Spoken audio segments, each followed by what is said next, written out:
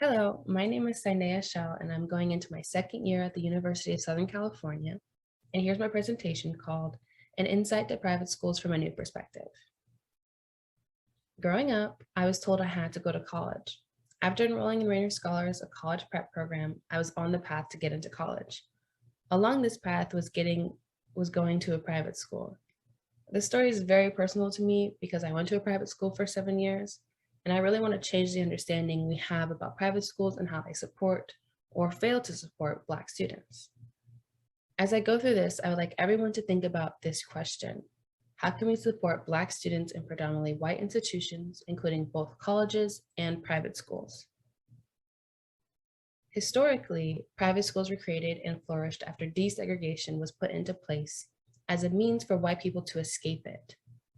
They created a culture of selectivity through making various loops to jump through to get into these private schools. Some of these barriers included price and the content of the teachings. Private schools were not made to make Black students and families feel included in their design, so to better support them, we need to make changes in order to create a more inclusive community. Private schools date back to the schools opened by Catholic missionaries in Florida and Louisiana in the 16th century. They now prefer to be called independent schools because of their freedom to operate outside of the government and local government control. They were used as safe havens for Southern whites to escape the effects of the impending and ongoing desegregation mandates. Speaking from my experience and similar experiences on the internet, being a Black student in a private school is not always a good experience. Here I have compiled some experiences from other Black students in private schools, and here's what we had to say.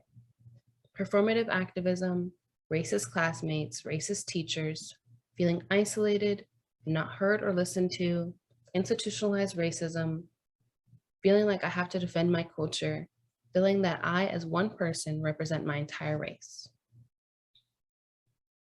So this next question I want everyone to think about is, what are reparations? Reparations are defined as compensation for abuse and injury. After years of American chattel slavery, the United States owes Black people for the trauma and the abuse we have endured. Reparations are in place to help bridge the gap between white and Black American wealth.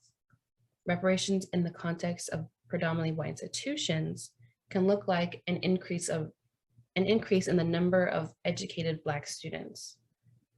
And it can also look like spending more time on Black mental and emotional health, giving more scholarships to Black students to increase diversity in these institutions, incorporating Black history and stories of Black success into curriculum, and teaching anti-racism and critical race theory. After hearing what I have said today, what can the white community do to make Black families feel included in the communities of predominantly white institutions? Thank you.